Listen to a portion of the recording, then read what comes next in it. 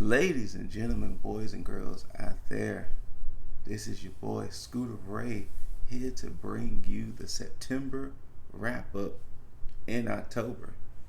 I know it's a few days in October. You have to gather everything. You know what I'm saying?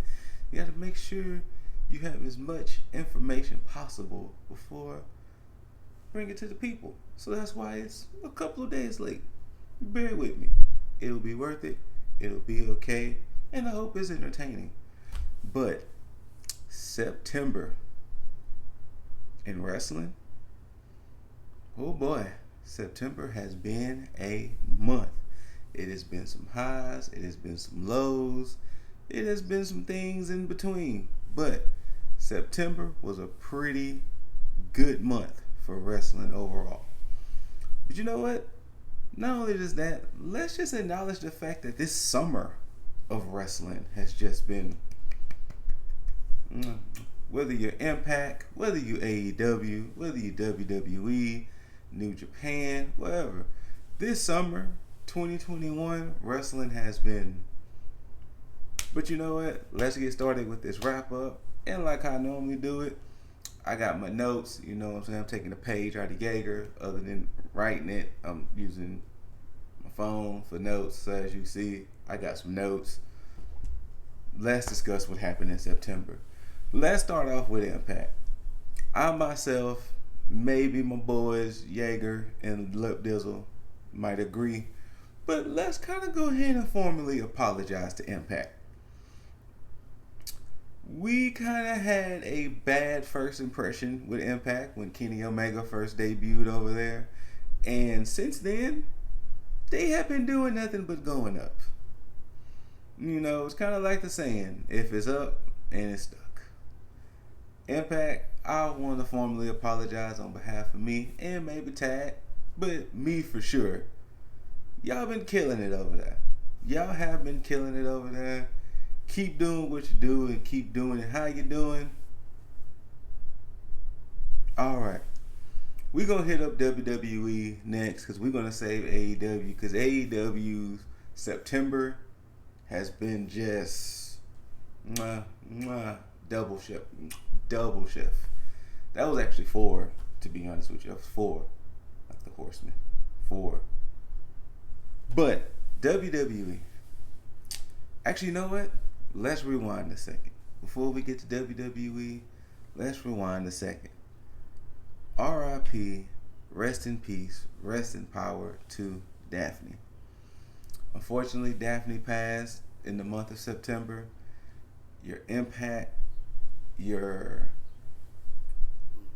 everything about you is still being used today in some shape, form, or matter.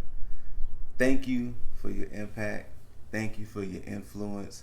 Thank you for all that you've done in professional wrestling. You will be missed.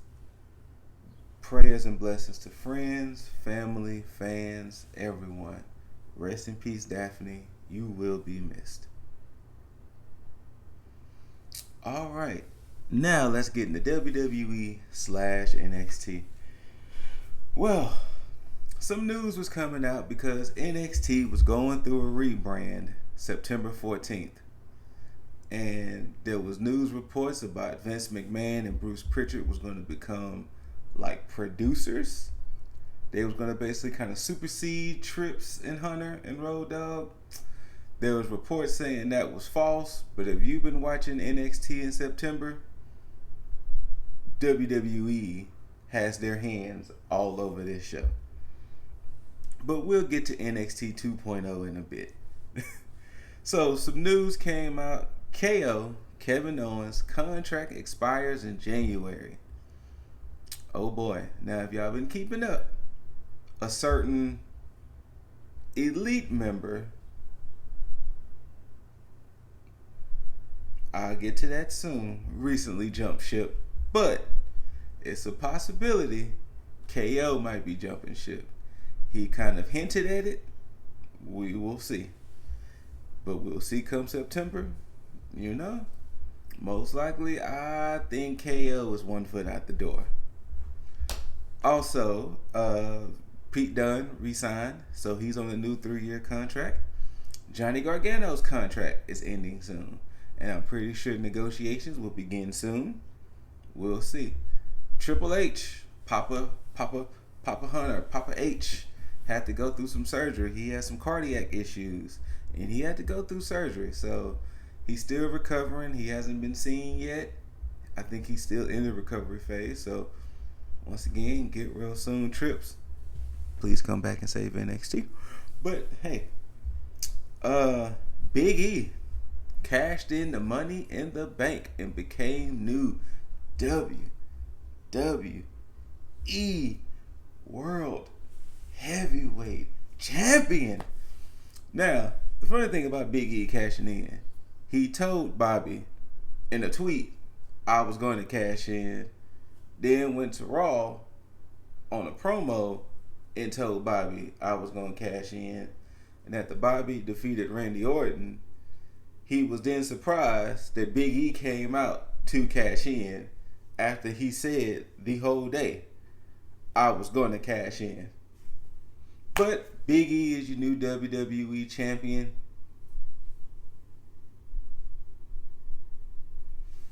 Let's see what else happened in WWE that was really worth talking about before we get... Oh, the plane ride from hell. Whoo boy, has that been biting wrestlers in the ass. I know we're going to discuss it in depth, but if you didn't know, there was an infamous plane ride back in 2002 that was coming from England back to the US. Now, the reason why it has been so infamous now was because all of the storytelling that happened with the plane ride from hell made it seem like this was some happy-go-lucky, oh, it's full of antics and jokes flight. But the dark side of the ring, oh boy, it was such a deeper, darker. In between drug use, alcohol abuse, fighting, sexual assaults, it's a lot. If you haven't seen the Dark Side of the Ring episode of Plane Ride from Hell, please check it out. I'm pretty sure at some point, myself, Jaeger, and Dizzle will talk about it. Canceling Ric Flair was a thing. Tommy Dreamer caught some blowback from it, from his comments and things made. Whoo boy. Now, NXT 2.0.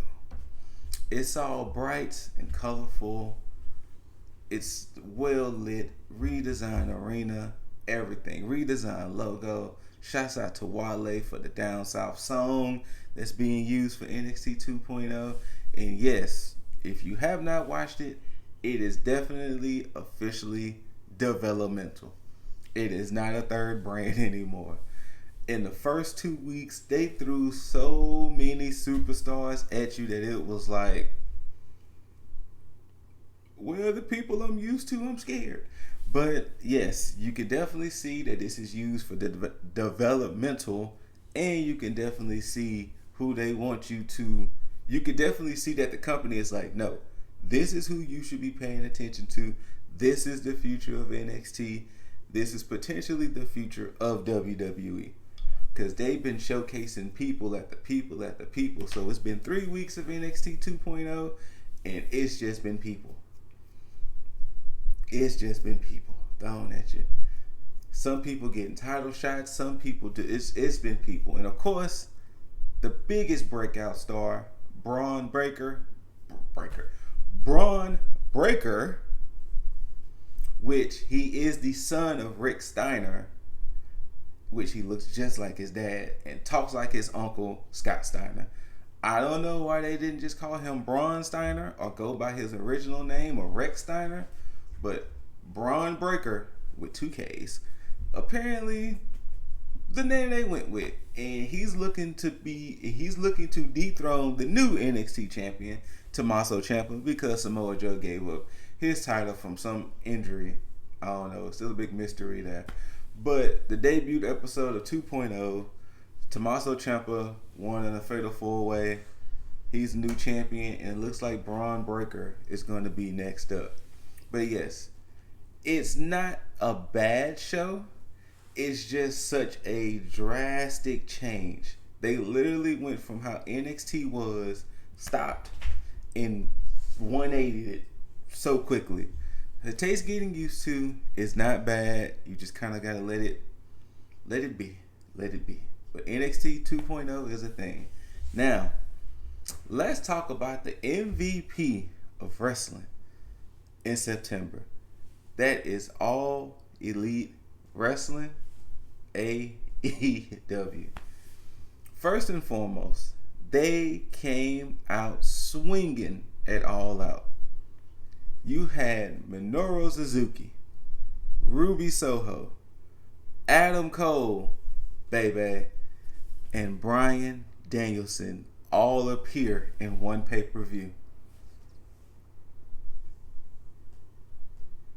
And from there, they never took their foot off the gas. Tony Khan is playing real life GM mode, I hear people. Tony Khan is like almost like Thanos with his Infinity Glove of wrestling. He's just a bloop, bloop. Like if Wyndham shows up, GM up. Like he's wrestling Thanos right now. The way he's just picking people up. But All Out, great pay per view. Great pay per view.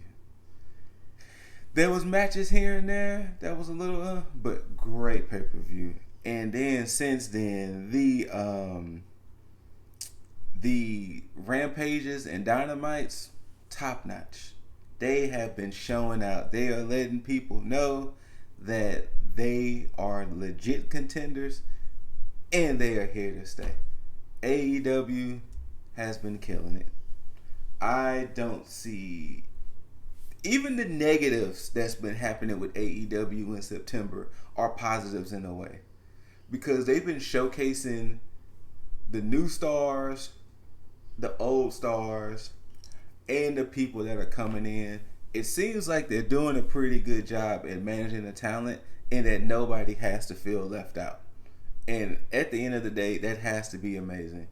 That with people like Adam Cole coming in and reforming the Super Clique with the Young Bucks, people like Bryan Danielson coming in, Ruby Soho coming in, CM Punk is still there.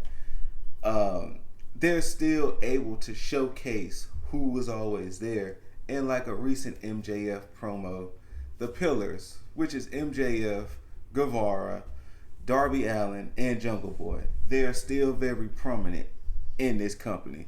They haven't been left aside or pushed aside for the new people coming in. And speaking of Bryan Danielson, him and Kenny Omega put on a double chef kiss of a match that of course ended in a time limit draw. And them boys was out there fighting. They were dueling. They were scrapping.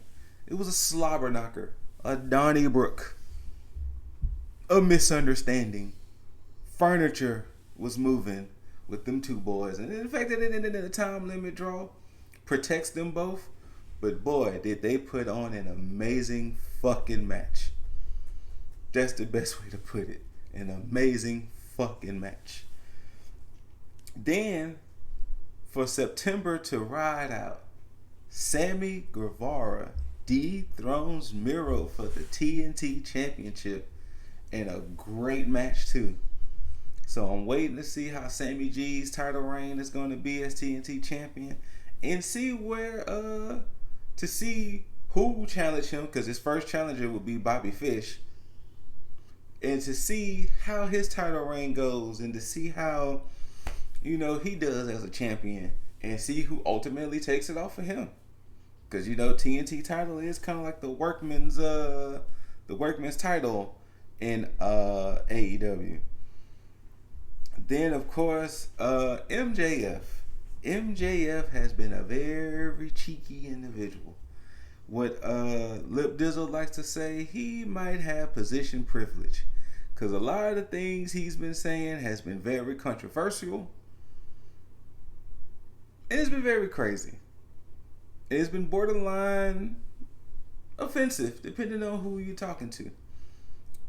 But he's been getting away with it. I think at this point, personally, MJF can get away with murder. Because the thing he was saying about Brian Pillman Jr., Melanie Pillman, the Pillman family, the things he was saying, just period. All of his promos, period, has been very, very, very, very.